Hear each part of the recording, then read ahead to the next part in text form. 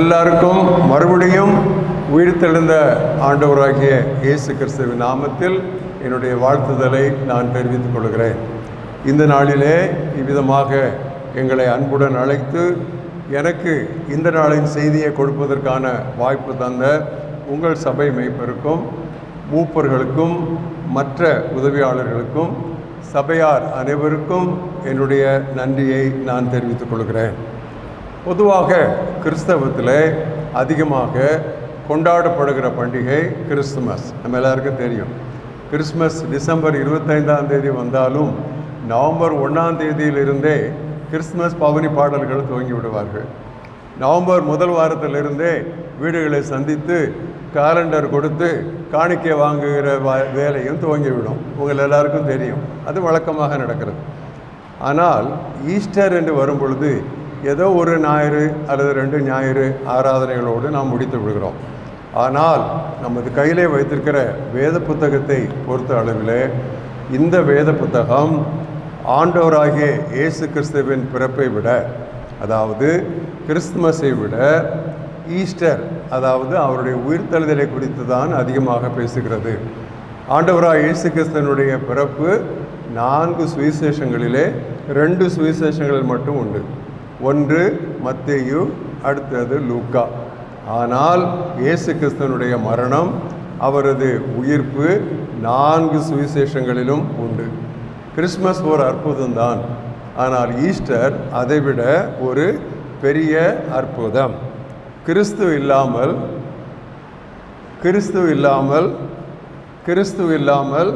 Christmas கிடையாது. ஆனால் உயிர்த்தெழுதல் இல்லாமல் கிறிஸ்தவமே கிடையாது. ஏனென்றால் பவுல் அதைத்தான் அழகாக சொன்னார். கிறிஸ்து எழுந்திராவிட்டால் எங்கள் பிரசங்கமும் வீண், உங்களுடைய விசுவாசமும் வீண். அப்படியானால் கிறிஸ்தவத்திற்கு அடித்தளமே இயேசு கிறிஸ்துவனுடைய உயிர்த்தெழுதல். சுவிசேஷம் என்பது பெத்லகேம் தொழுவத்தில் அல்ல, கொல்கதா மலையிலே துவங்குகிறது.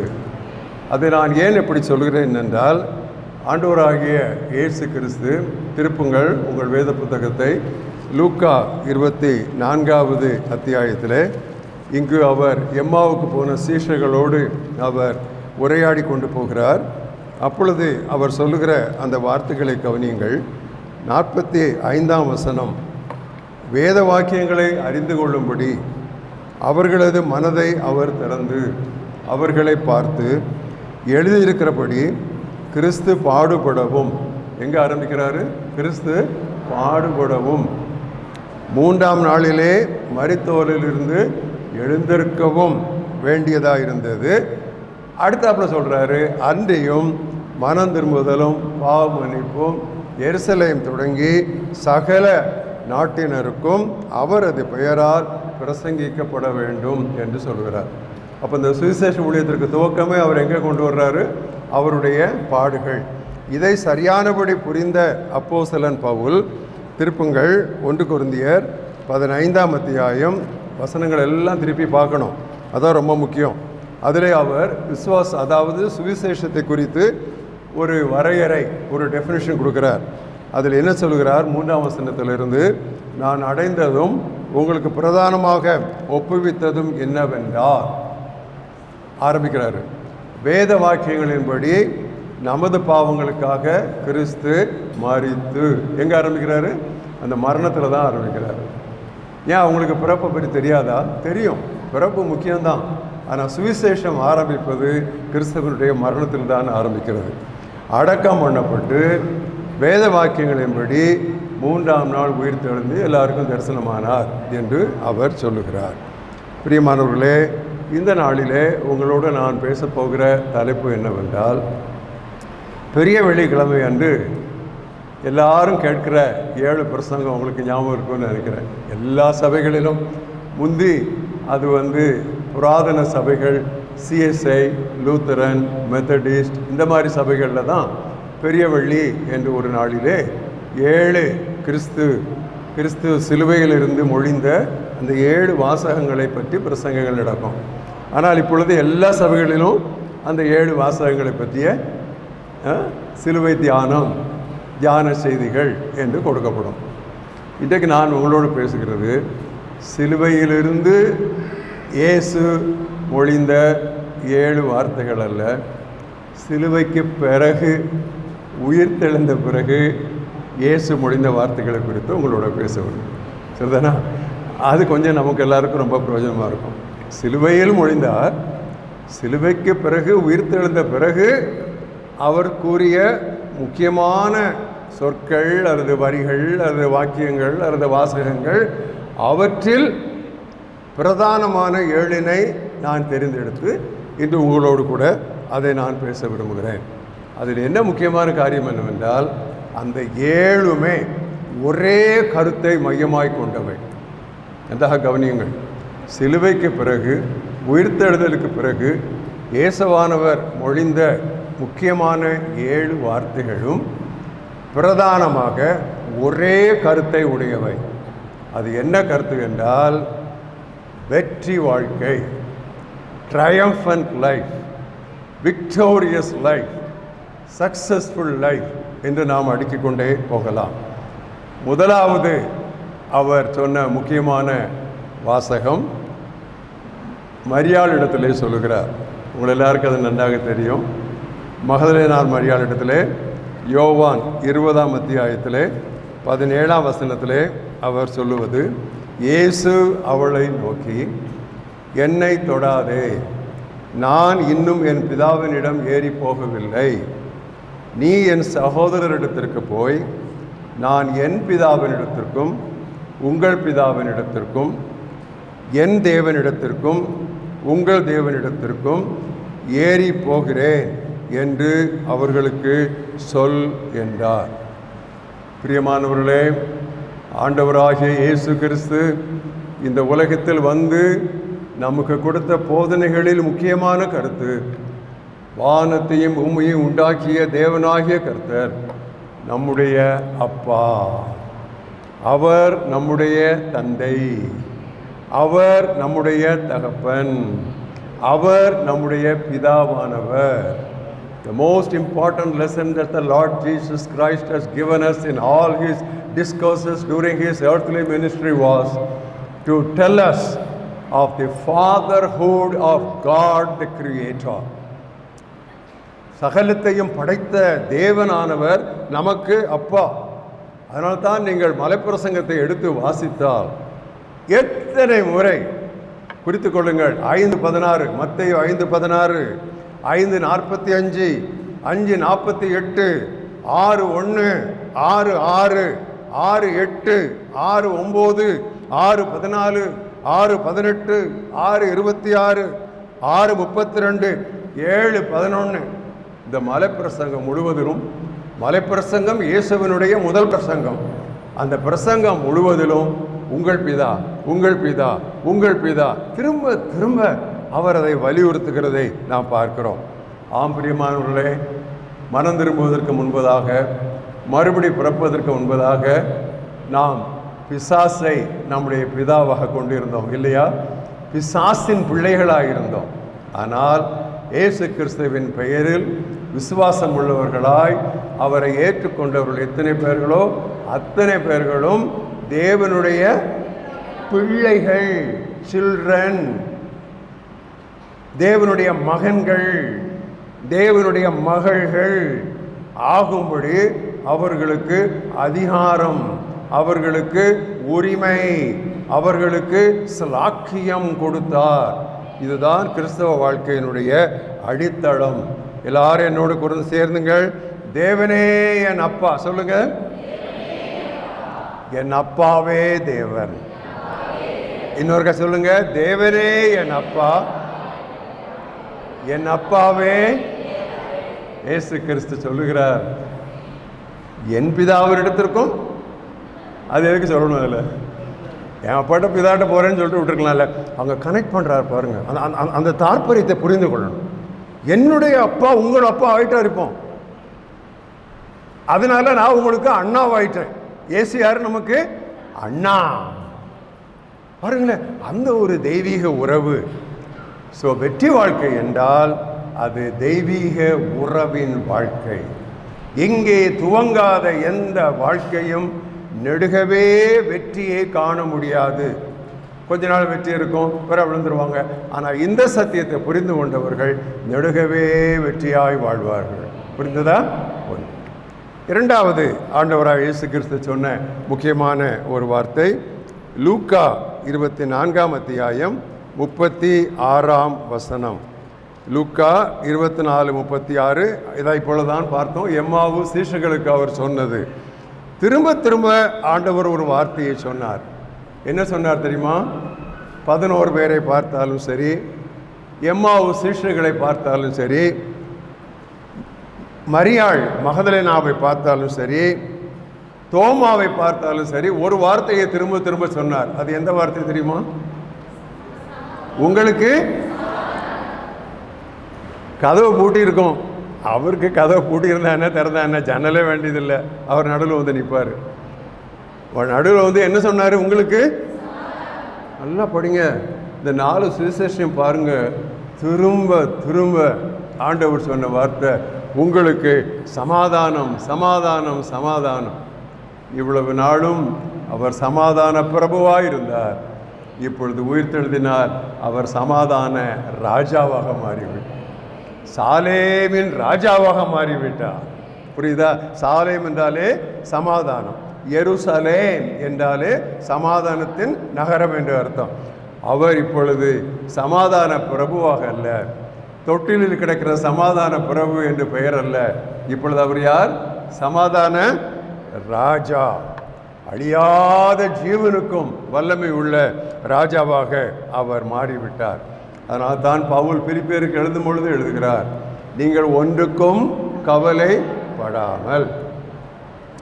எங்கள் அம்மா சொல்லி கொடுத்தாங்க எனக்கும் என் தம்பிக்கும், நாளைய தினத்தை குறித்து கவலைப்படாதேன்னு ஒரு வசனத்தை மனப்பாடமாக சொல்லி கொடுத்தாங்க. நான் என் தம்பியை பார்த்து சிரித்தேன், தம்பி என்னையை பார்த்து சிரித்தான். ஏன்டா சிரிக்கிறீங்க அப்படின்னாங்க. நான் சொன்னேன், இல்லை நாளைக்கு தோசைக்கு இன்றைக்கே மாவு ஆட்டி வைக்கிறீங்களே அப்படின்னு. எனக்கு அன்றைக்கி அவ்வளோதான் புரிஞ்சுது. அப்போ அவர் சொன்னாங்க, கவலைப்படுறது வேற, அதுக்காக ஆயத்தப்படுறது வேற. கவலை வேறு, கரிசனை வேறு. ஆனால் நீங்கள் ஒன்றுக்கும் கவலைப்படாமல், ஆங்கிலத்தில் அன்சைட்டி என்று இருக்கிறது. சாதாரணமாக நாளைக்கு நம்ம என்ன செய்யணும், எங்கே போகணும், அதெல்லாம் வந்து சாதாரணமாக நம்முடைய வாழ்க்கைக்குரிய தேவைகளை நாம் திட்டமிடுதல். அதை குறித்து சந்தேகம் இருந்தால் அதற்குரிய தேவையான ஆயத்தங்களை செய்து வைக்க வேண்டும், அதெல்லாம் கரி. ஆனால் ஒன்றையும் குறித்து கவலைப்படாமல். நான் இப்போ உங்களெல்லாம் பார்த்து ஒரு கேள்வி கேட்குறேன்னு வச்சுக்கோங்களேன். கவலையே இல்லாதவங்க கை வைத்துங்கன்னு சொன்னால், யாராவது கை வைத்துனீங்கன்னா சுத்த அண்ட புழுகன்னு நீங்கன்னு அர்த்தம்.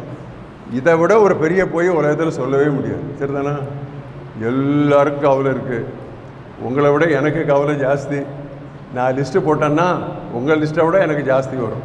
நிறைய கவலை உண்டு. ஆனால் பவுல் எழுதுகிறார், நீங்கள் ஒன்றுக்கும் கவலைப்படாமல். எங்கேருந்து எழுதுகிறார்? பொதுவாக வேலூர் ஜெயிலில் யாராவது நமக்கு தெரிஞ்சவங்க அடைக்கப்பட்டிருந்தா நம்ம அங்கே போவோம். போயிட்டு அவங்கள பார்த்து வரும்போது, கவலைப்படாதப்பா, உனக்காக நாங்கள் ஜெபம் பண்ணுறோம்ப்பா, நல்லா இருப்பா அப்படின்னு சொல்லி பார்க்க போனவர்கள் உள்ளே இருப்பவரை பார்த்து சொல்லுவாங்க. இங்கே பவுல் வந்து உள்ளே இருக்கிறாரு. பிலிப்பியர் நிருபம் எழுதும் பொழுது உள்ளே இருக்கிறாரு. வெளியே இருக்கவங்கள பார்த்து என்ன சொல்கிறாரு? கவலைப்படாது. புரியுதா உங்களுக்கு? இதைத்தான் ஆண்டவராக இயேசு கிறிஸ்து உலகம் தரக்கூடாத சமாதானம் அல்ல, எல்லா புத்திக்கும் எட்டாத, இந்த புத்தியில் இந்த மூளைக்குள்ளே நுழைந்து விளங்கி கொள்ள முடியாத ஒரு சமாதானம். அப்போ ஆண்டவர் சொல்கிறாரு, வசனத்தில் வாசிக்கிறோம், ஒன்றுக்கும் கவலைப்படாமல் எல்லாவற்றையும் குறித்து ஸ்தோத்திரத்தோட கூடிய ஜெபத்தினாலும் வேண்டுதனாலும் தெரியப்படுத்துங்கள். அப்புறம் இங்கே கேட்குறதெல்லாம் உங்களுக்கு கிடைச்சிரும்னு இல்லை, அது தப்பான உபதேசம். அப்பொழுது சமாதானம் உங்களை நிரப்பும். அதாவது என்னென்னா, இவ்வளோ பிரச்சனை இருந்தாலும் சிரிச்சுக்கிட்டு இருக்காங்களே, இவ்வளோ பிரச்சனை இருந்தாலும் இவ்வளோ சந்தோஷமாக இருக்காங்களே, அதுதான் எல்லா புத்திக்கும் மேலான சமாதானம். உங்கள் இருதயங்களையும் உங்கள் சிந்தைகளையும், இதெல்லாம் நம்ம ஹார்ட் கொஞ்சம் குவாய்ட்டாக இருக்கும், பட் மைண்டு பயங்கரமாக டர்புலண்ட்டாக இருக்கும், அதையும் நிரப்பும். ஏன்னு சொன்னால், தேவ சமாதானம் மட்டும் அல்ல, சமாதானத்தின் தேவனே. புரியுதா உங்களுக்கு? தேவ சமாதானம் மட்டுமல்ல, சமாதானத்தின் தேவனே உங்களோடு இருப்பார். சரியா? பொதுவாக வெளியே ஒரு பாட்டு பாடுவாங்க, புயலுக்கு பின்னே அமைதின்னு பாடுவாங்க. நான் நினச்சிக்கிடுவேன் புயலின் நடுவிலும் அமைதி அப்படின்னு நான் நினச்சிக்குவேன். அப்படிதானே? புயலுக்கு பின்னே அமைதி இந்த உலகத்தில் பாடுற பாட்டு. நம்ம பாட்டு என்ன? புயலின் நடுவிலும் ஒரு அமைதி. அதனால்தான் புதிய ஏற்பாட்டு எழுத்தாளர்கள் தங்களுடைய நிருபங்களை துவங்கும் பொழுது எப்படி ஆரம்பிப்பாங்க? கிருபையும் சமாதானமும் உங்களுக்கு. எல்லா நிருபங்களையும் பார்க்கலாம்.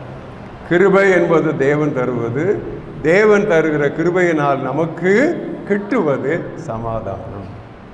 சமாதானத்தினால் கிருபை அல்ல, கிருபையினால் சமாதானம். அதான் ரெண்டையும் சேர்த்து சொல்லுவாங்க. சரியா?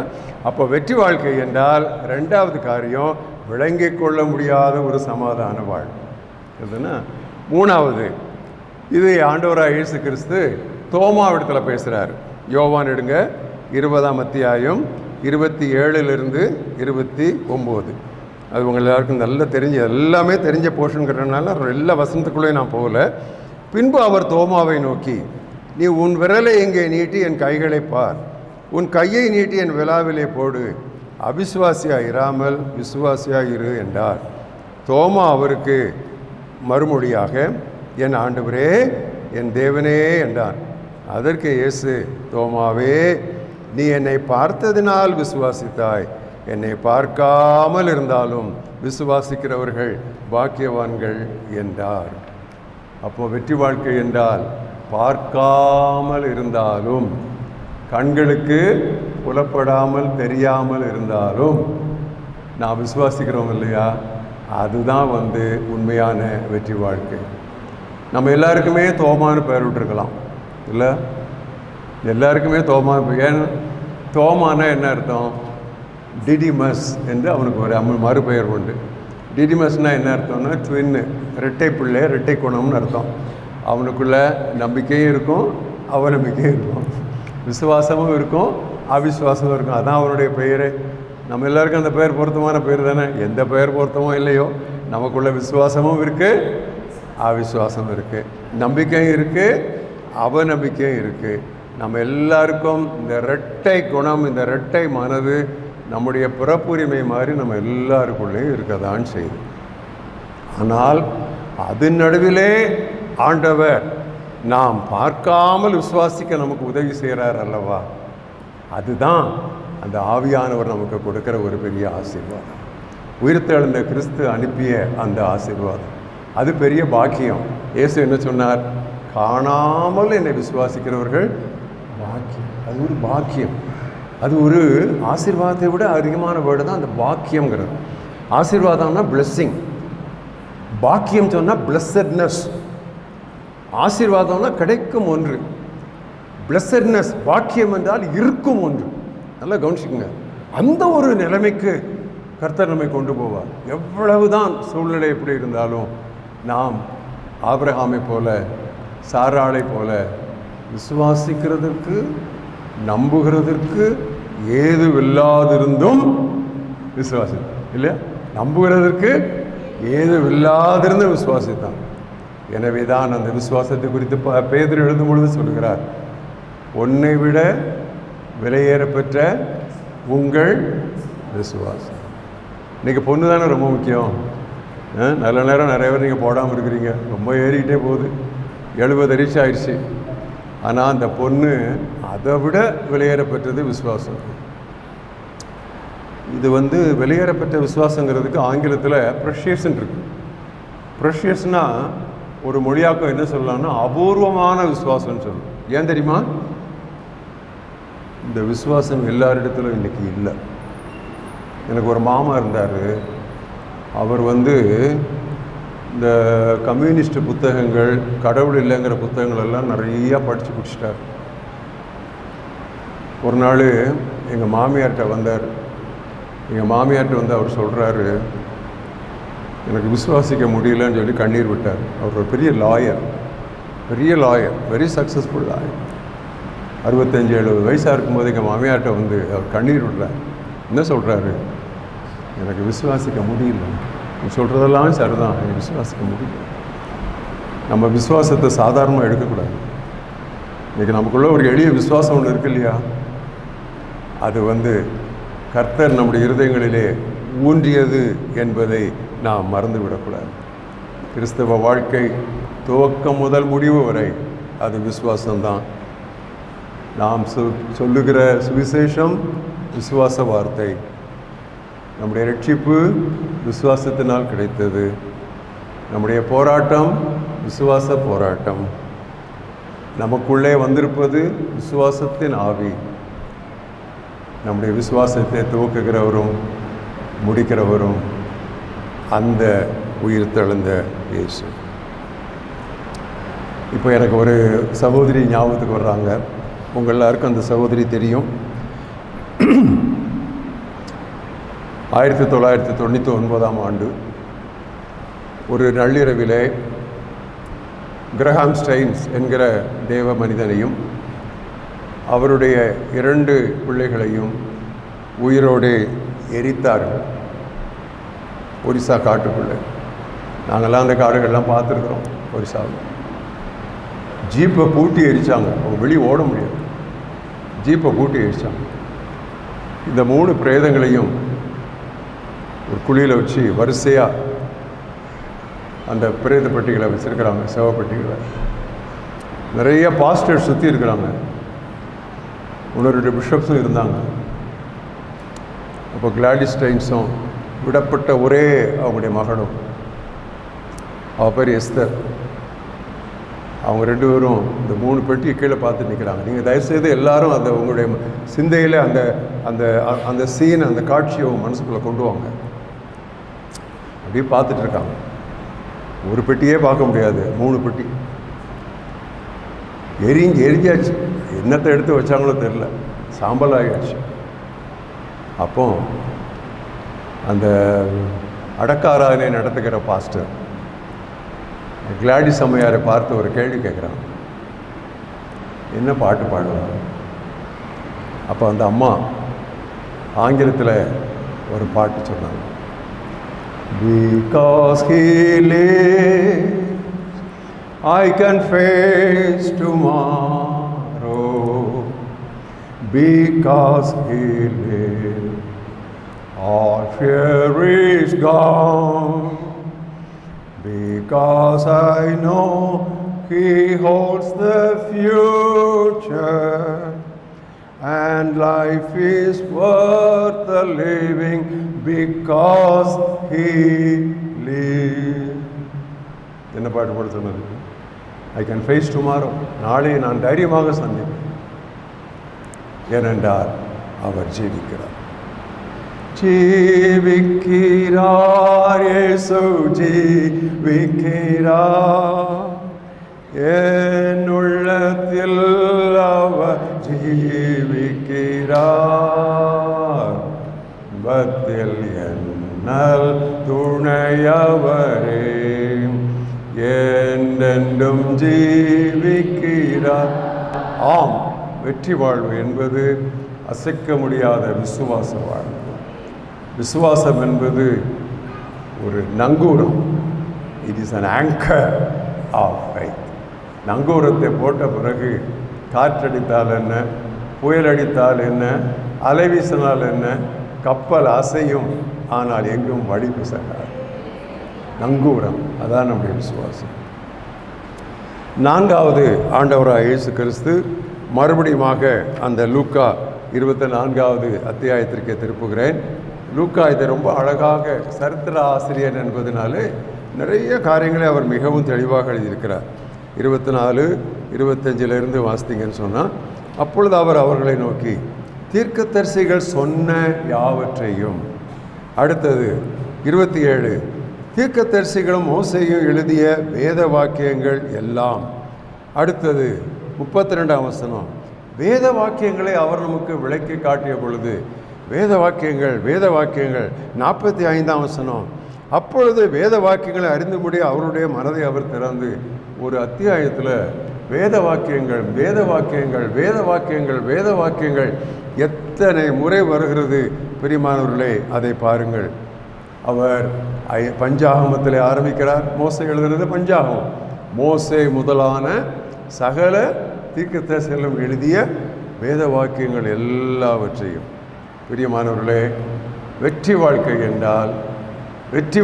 என்றால் வேத வாக்கியங்களோடு உள்ள ஒரு வாழ்வு. நம்ம பொதுவாக அடிக்கடி சொல்லுவோம்ல, சர்வ ஆயுத வர்க்கத்தை எடுத்துக்கொள்ளுங்கள்னு. அதில் எத்தனை ஆயுதங்கள் இருக்குது? எபேசியர் 6 எத்தனை ஆயுதங்கள் இருக்குது? 7 ஆயுதங்கள் இருக்குது. ஹெல்மெட்னு ஒன்று இருக்குல்ல, தலைசீரா, அதை போய் யாரையும் இந்த மாடு முட்டுற மாதிரி போய் முட்டுவீங்களா? பெல்ட்டுன்னு ஒன்று இருக்குல்ல, அரைக்கட்சி, அதை கலத்தி மற்றவங்களை அடிப்பீங்களா? இல்லை. மார்க் அவசம், பிரஸ்ட் பிளேட்னு ஒன்று இருக்கு, போய் ஒருத்தன்ட்ட போய் அவன் நெஞ்சில் மோதுவீங்களா? இல்லை. அதெல்லாம் எதுக்குன்னா தற்காப்புக்கு, நம்மளையே காத்துக்கிட்டு.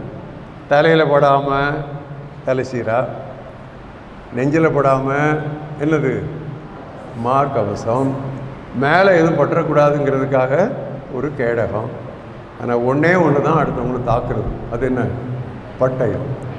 இல்லை, இந்த 7 நல்லா கவனிங்க, இந்த 7 6 தற்காப்புக்கு தான், 1 தான் தாக்குறதுக்கு. 6 for defence, only 1 is for offence. நல்லா அதை கவனிச்சுக்கணும். ஸோ ஆவிக்குரிய போராட்டத்தை குறித்து பார்க்கும் பொழுது நான் முக்கியமாக கவனிக்க வேண்டியது தற்காப்பு. 6 சொல்லிருக்கு தற்காப்புக்கு. இந்த 6ஐயும் ஒழுங்காக பண்ணால் தான் அந்த ஆவியின் பட்டயத்தை சரியானபடி நம்ம என்ன செய்ய முடியும்? பயன்படுத்த முடியும். சரியானபடி அதை இது பண்ண முடியும். இந்த போன வாரம் முழுவதும் பேஷன் வீக்குன்னு சொல்லுவாங்க, பாடுகளின் வாரம் இல்லையா? போன ஞாயிற்றுக்கிழமை குருத்தோலை ஞாயிறு, எருசலேமுக்கு ஆண்டவர் வெற்றி பவனி போன நாள், அதை ட்ரையம்ஃபண்ட் என்ட்ரின்னு சொல்லுவாங்க. இந்த வாரம் முழுவதும் அவருடைய பாடுகளின் வாரம். இந்த பாடுகளின் வாரத்தில் ஐயோ, நான் முதல்ல இதை வாசித்து இது பண்ணும்போது அப்படியே நான் துள்ளினேன். ஏன் தெரியுமா? இந்த பாடுகளின் வாரத்தில் தான் எழுதியிருக்கிறபடி வேத வாக்கியங்கள் திரும்ப திரும்ப வருது. சொல்லட்டுமா? எழுதியிருக்கிறபடி இதோ உன் ராஜா வருகிறார், மத்தேயு 21:4-5. எழுதியிருக்கிறபடி இதோ என் வீடு ஜெப வீடு என்று எழுதியிருக்கிறதே, மத்தேயு 21:13. எழுதியிருக்கிறபடி குழந்தைகள் பாலகர் வாயினால் துது உண்டு பண்ணினார், மத்தேயு 21:16. எழுதியிருக்கிறபடி கட்டுமான வேலையாட்களாய் தள்ளப்பட்ட கல்லே மூளைக்கு தலைக்கல்லாயிற்று, 21:42. எழுதியிருக்கிறபடியே அவர் 2 திருடர்கள் நடுவிலே, அதாவது அக்கிரமக்காரருடைய அவருக்கு பங்கு, எழுதியிருக்கிறபடியே, மார்க் 15:27-28. அதே மாதிரி மத்தேயு 27:35, எழுதியிருக்கிறபடியே என்னுடைய வஸ்திரங்களை அவர்கள் பங்கு போட்டார்கள். அப்படியே யோவான் 19:28, எழுதியிருக்கிறபடியே நான் தாகமாயிருக்கிறேன் என்றார். அதே விதமாக யோவான் 19:36, எழுதியிருக்கிறபடியே அவருடைய எலும்புகளில் ஒன்றும் முறிக்கப்படுவதில்லை. பார்த்தீங்களா? இந்த பாடலின் வாரத்தில் எழுதியிருக்கிறபடியே இது ஆவிக்குரிய சிந்தை உள்ளவர்கள் இதனுடைய முக்கியத்துவத்தை தெளிவாக புரிந்து கொள்வார். வெற்றி வாழ்க்கையின் ரகசியமே எந்த அளவிற்கு நாம் திருவசனத்தில் வேரூன்றி இருக்கிறோம் என்பதை பொறுத்து தான். தீர்மானங்கள் நிறைய எடுக்கலாம், நான் அசைய மாட்டேன், நல்லா நிமிர்ந்து நிற்பேன்னு சொல்லி. ஆனால் திருவசனத்தின் மீது சார்ந்திருக்கிறவன் மட்டுமே வெற்றியாக இருப்பான். விசுவாச வர்றான் ஆண்டவர்கிட்ட என்ன சொல்கிறான்? ரொம்ப பசிக்குதில்ல, 40 நாள் பட்டினி தானே, அவருக்கு பசி உண்டாயிட்டுன்னு வேற எழுதியிருக்கு பைபிளில். பசிக்குதில்ல, அது உண்மை தானே. சரி, இப்போ போய் எங்கே வனாந்திரத்தில் சப்பாத்தி பரோட்டா எங்கே வாங்குறது? இந்த கல்லுகள்லாம் இருக்குல்ல, கல்லுகளை அப்பமாக்குறது உங்களுக்கு ரொம்ப பெரிய காரியம் இல்லையா? நியாயமான கோரிக்கை தானே, ரொம்ப நியாயமான கோரிக்கை தானே. அப்போ பிசாசின் தந்திரத்தை அவர் எப்படி கண்டுபிடித்தார்? நீ சொல்கிறதெல்லாம் சரிதான்ப்பா. ஆனால் மனிதன் அப்பத்தினாலே மட்டுமல்ல, தேவனுடைய வாயிலிருந்து புறப்படுகிற ஒவ்வொரு வார்த்தை, வாக்கியம் கூட இல்லை, வரி கூட இல்லை, கவனிங்க, எவ்ரி வேர்ட், ஒவ்வொரு சொல், வார்த்தையினால் பிழைப்பான் என்று எழுதியிருக்கிறதேன்னு சொன்னான். அப்போ அதுக்கு பிறகு அவன் விவாதத்திற்கு இடமே இல்லை. மலைக்கு கூப்பிட்டு போகிறான், எல்லாத்தையும் காட்டுறான், இதெல்லாம் நமக்கு தருவேன். எனக்கு பிதாவுக்கு மட்டும்தானே நான் தொழுது கொள்ளணும்னு எழுதியிருக்குதே. ஸோ மேலேருந்து குதிங்க, தாங்கிக்குவாங்கல்ல தூதர்கள். உன் தேவனாய கர்த்தரை பரீட்சை பாராதிருப்பாங்க எழுதியிருக்கிறது. ஏன் ஆண்டவருக்கு பிசாசுக்கு எதிராக விவாதம் பண்ண தெரியாதா? ஆர்கியூ பண்ண தெரியாதா? நம்ம நிறைய பிசாசோட ஆர்கியூ பண்ணுறோம். பிரச்சனை வரும்போது, பிசாசு உங்களுக்கு சோதனைகளை கொண்டு வரும்போது அவனோட விவாதிக்காதீங்க. அவன் உங்களையும் பார்த்தவன், உங்கள் அப்பாவையும் பார்த்தவன், உங்கள் பூட்டனையும் பார்த்தவன், உங்கள் ஓட்டனையும் பார்த்தவன், உங்கள் ஓட்டனுக்கு அவன் ஆதாம வேலையே பார்த்தவன். அவன் நீ என்னத்தை அவனோட ஆர்கியூ பண்ண போறீங்க? நீ ஆர்கியூ பண்ணிகிட்டே இருந்தால் அவன் ஒரு கவுண்டர் ஆர்கியூமெண்ட் கொடுப்பான். நீங்கள் ஒரு வாதம் வைங்க, அவன் எதிர்வாதம் வைப்பான். ஒன்றுமே செய்ய முடியாது, அது போயிட்டே இருக்கும். எழுதி இருக்கிறதுன்னு சொல்லுங்க, அவுட்டு, அவ்வளோதான். வெற்றி வாழ்வு புரியுதா? இதனால தான் நாங்கள் என்ன சொல்கிறோம்னு சொன்னால், திருவசனத்தை அதிகமாக மனனம் செய்யணும். ஒரு கேள்வி கேட்பேன், கோவப்படாதீங்க. எத்தனை பேர் தினம் ஒரு வசனமாவது மனப்பாடம் பண்ணுறீங்க? கை வைத்துக்க பார்ப்போம். தினமும் ஒரு வசனமாவது மனனம் செய்கிறது. இப்போ எனக்கு ஒரு கேள்வி, சட்டியில் இருந்தால் தானே அகப்பையில் வரும்? சட்டியில் இருந்தால் தான் அகப்பையில் வரும். Unless there is soup in the broth, you cannot get it in the spoon, it won't come. அப்போ ஆவியானவர் அந்த வேளையிலே உங்களுக்கு நினைப்பூட்டுவார். உள்ளே இருந்தால் தானே நினைப்பூட்டுவார். உள்ளே இருந்தால் தானே நினைப்பூட்டுவார். நீ உள்ளே இல்லைன்னா இன்றைக்கி ஒரு தீர்மானம் எடுங்க. நீங்கள் எல்லாத்தையும் மறந்தாலும் இதை மறக்காதீங்க. ஒரு ஸ்டான்லி வந்தாங்க, நமக்கு பிரசங்கம் பண்ணாங்க, இது ஒன்றும் மறக்காதீங்க. தினமும் ஒரு வசனமாவது மனப்பாடம் பண்ணாமல் காலை சிற்றுண்டி சாப்பிடாது. ஏன் சொல்கிறேன் தெரியுமா? இதுதான் எங்கள் அம்மா எங்களுக்கு கற்றுக் கொடுத்த பாடம். என்னோட என் தம்பி 2 வயசு இளையவன். எனக்கு வயசு 78, அவனுக்கு வயசு 76. ஐயோ, எங்கள் அம்மாட்ட நாங்கள் பட்டமே பாடு. No Bible, no breakfast.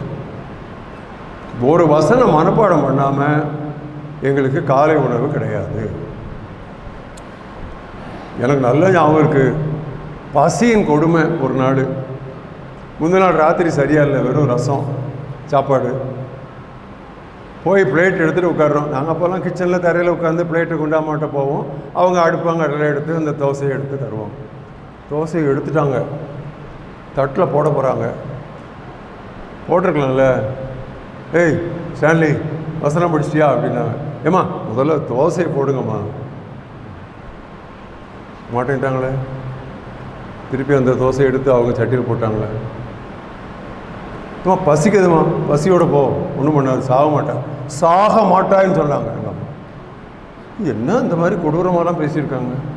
நானும் என் தம்பியும் பேசிக்குவோம், ஏன்டா நம்ம அம்மா மட்டும் இப்படி இருக்காங்க, மற்ற அம்மாமாரெல்லாம் இப்படி இல்லையே, அன்பாக இருக்கிறாங்களே. எங்கள் அம்மா பேர் வேறு அன்பு, இப்படி இருக்கிறாங்களே அப்படின்னு சொல்லி நம்ம நினச்சோம்.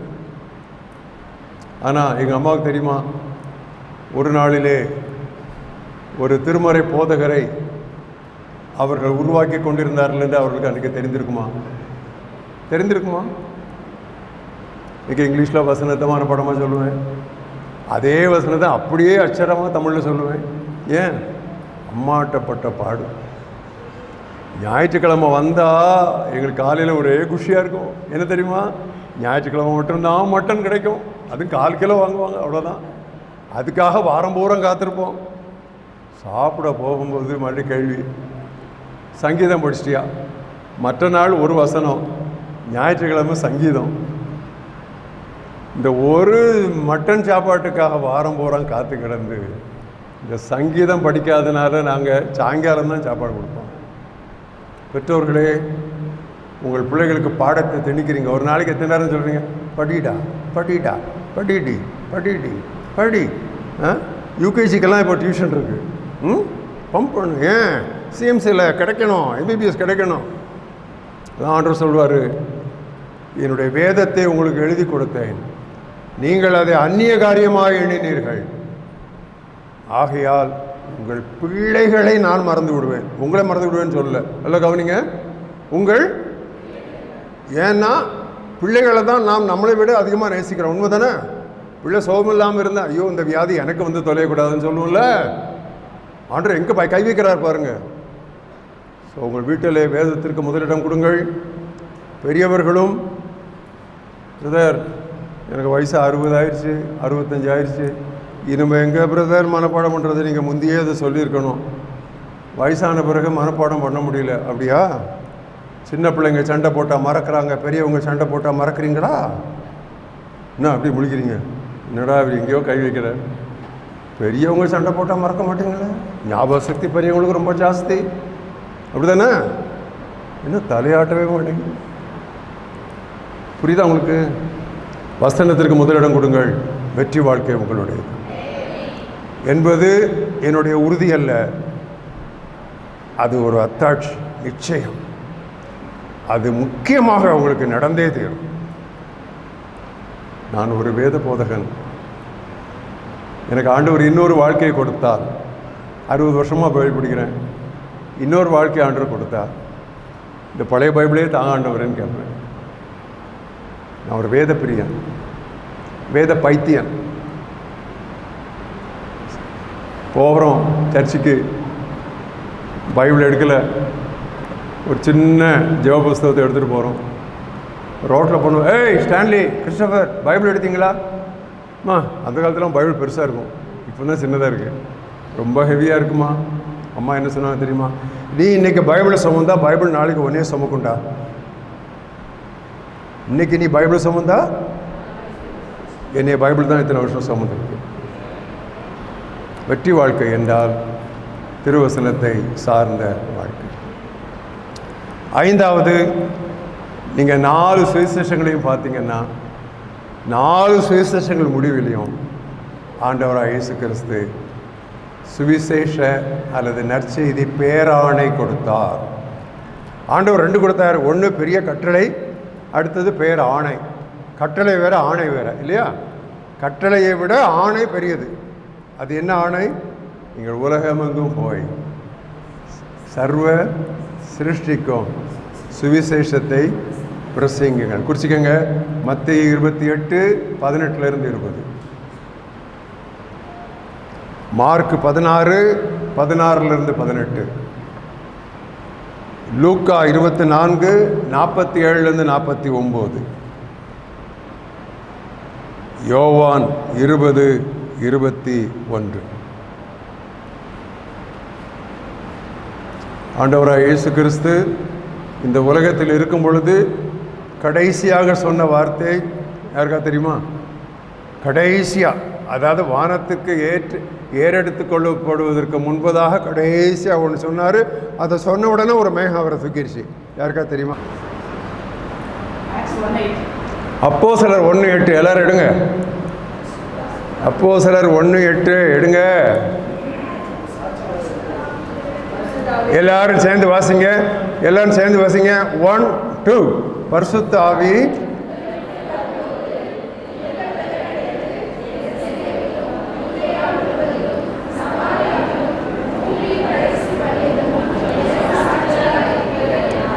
அடுத்த வசனம், இவைகளை சொன்ன, இந்த வார்த்தை சொன்ன உடனே புரியுதா? திடீர்னு நம்ம இங்கேயே இருந்து நமக்கு ஒரு இது வருது, இன்ஃபர்மேஷன் வருது, செத்துட்டாங்க அப்படின்னு. உடனே ஓடுறவங்க போய் சுற்றி நிற்கிறவங்ககிட்ட கேட்குறோம், கடைசியாக என்ன சொன்னாங்க? கடைசியாக என்ன சொன்னாங்க கேட்குறோம்ல. ஏன்னா அது ரொம்ப முக்கியம் இல்லை? இதான் ஆண்டவர் கடைசியாக இந்த உலகத்தை விட்டு போக முன்னால் சொன்னவார். என்ன வார்த்தை? இந்த அப்போஸ்தலர் 1:8 யாராவது எழுப்பி சொல்லுங்க பார்ப்போம். மனப்பாடமா? சரியாக சொல்லணும். நல்லா கவனிங்க. அப்போஸ்தலர் 1:8 சொல்லுங்க.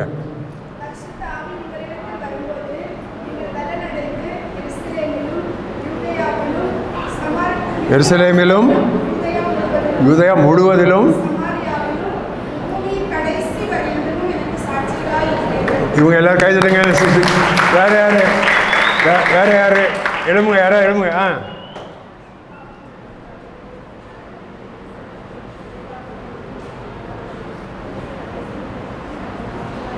எல்லாரும் இதை மனப்பாடம் பண்ணிக்கங்க.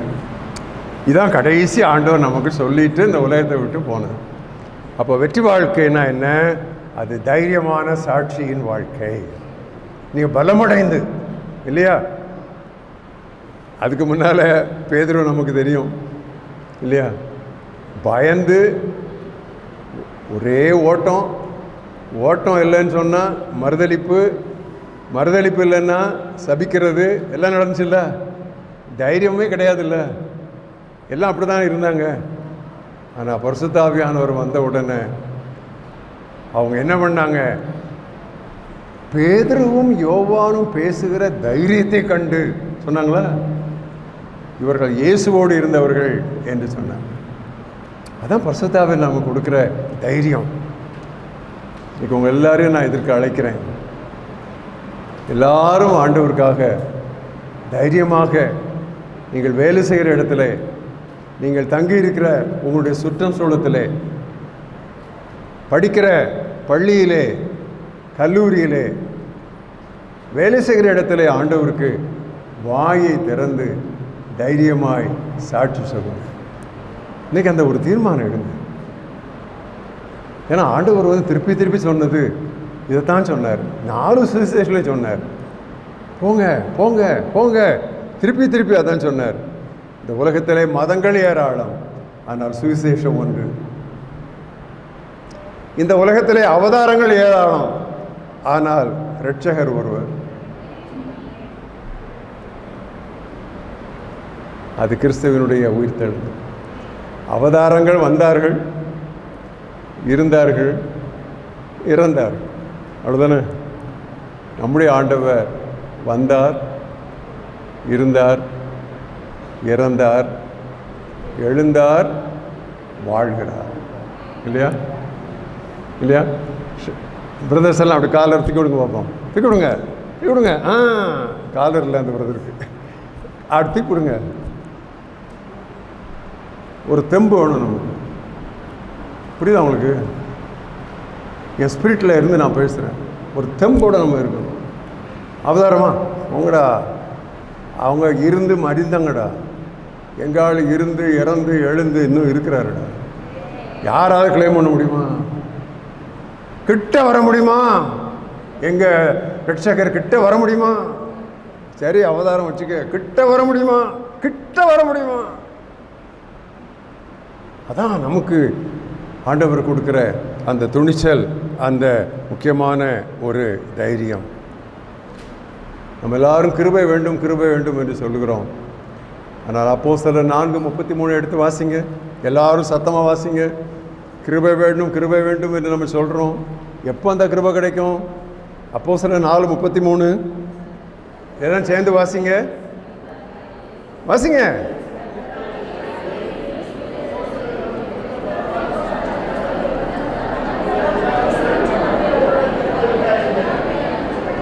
நீ நல்ல தைரியமாக சாட்சி சொன்னீங்கன்னா உன் மேலே கிருபை நிறைய, மிகுந்த கிருபை உண்டாகும். சாதா கிருபை இல்லை.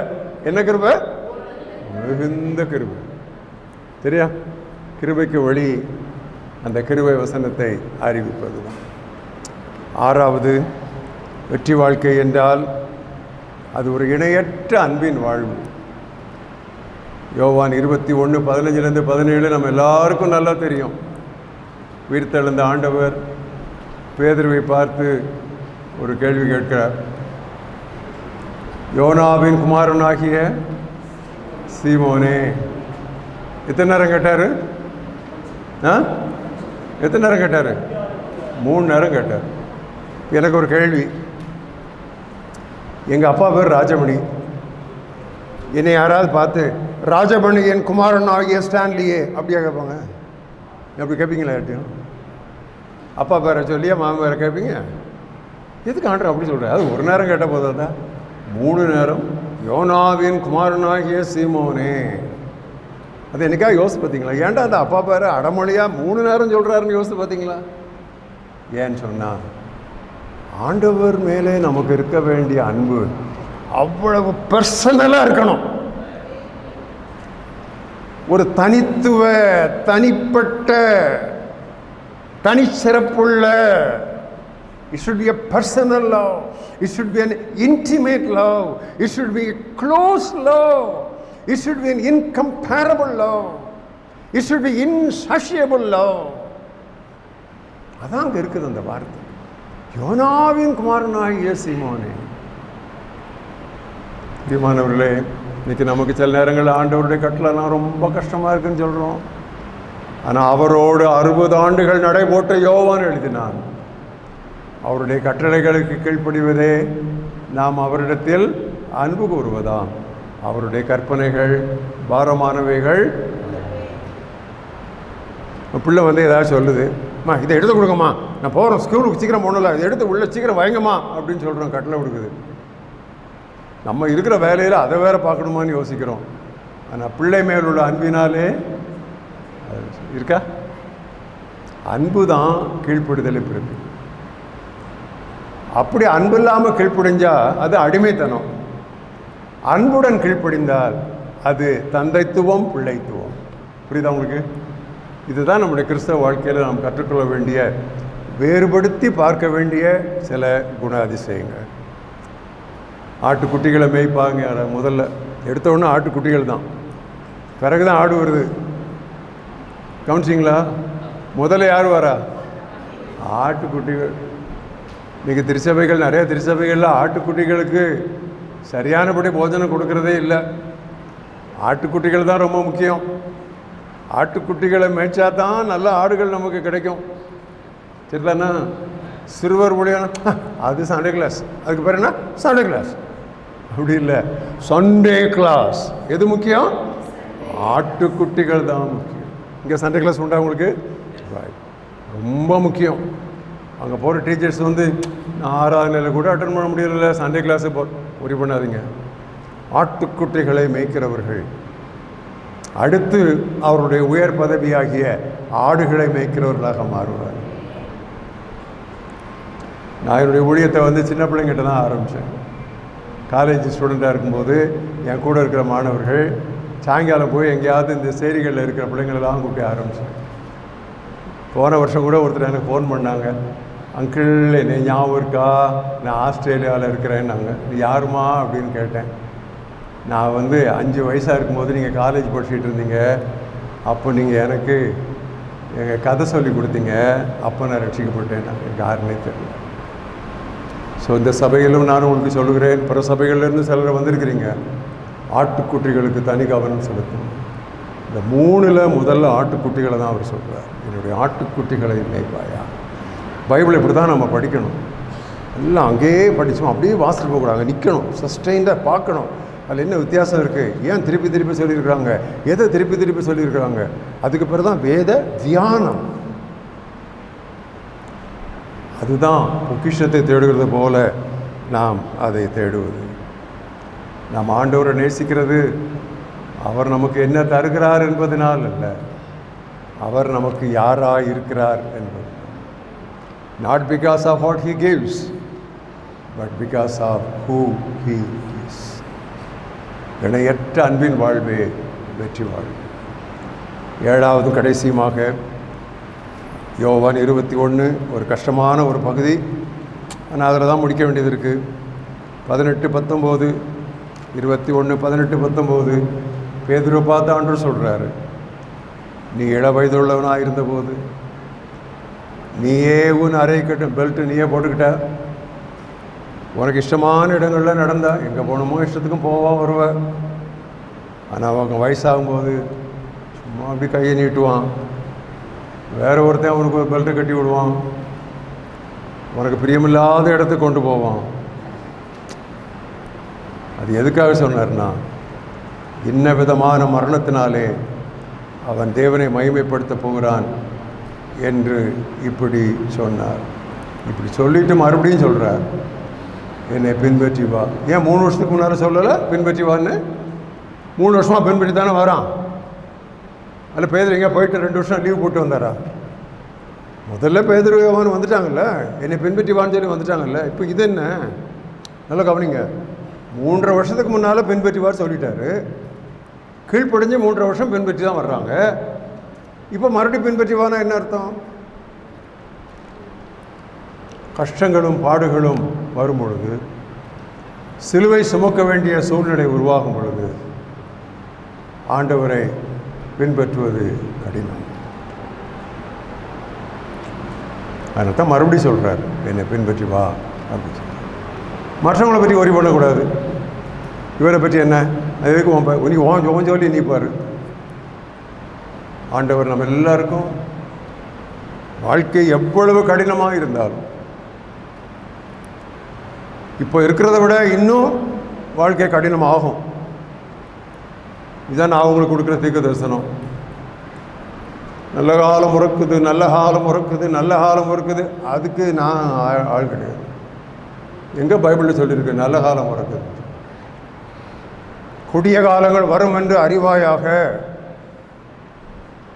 அநேகருடைய அன்பு தணிந்து போகும், மனுஷகுமாரன் வரும்பொழுது பூமியில் விசுவாசத்தை காண்பாரோ?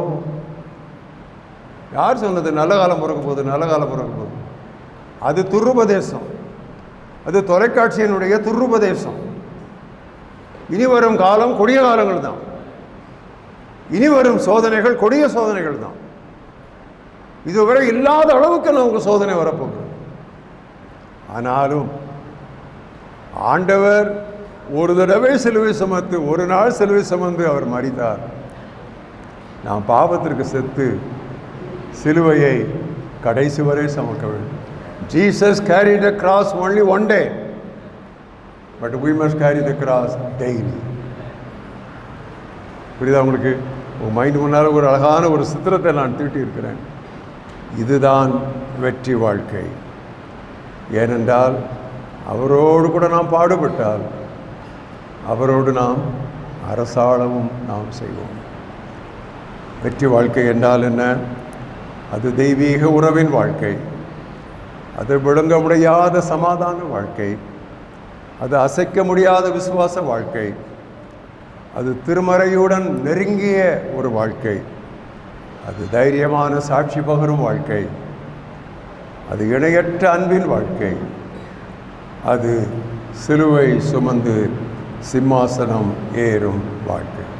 எழுதுருங்க தேவ சமூகத்தில். எல்லா கண்களை மூடி, கரங்களை கூப்பி, தலை வணங்கி,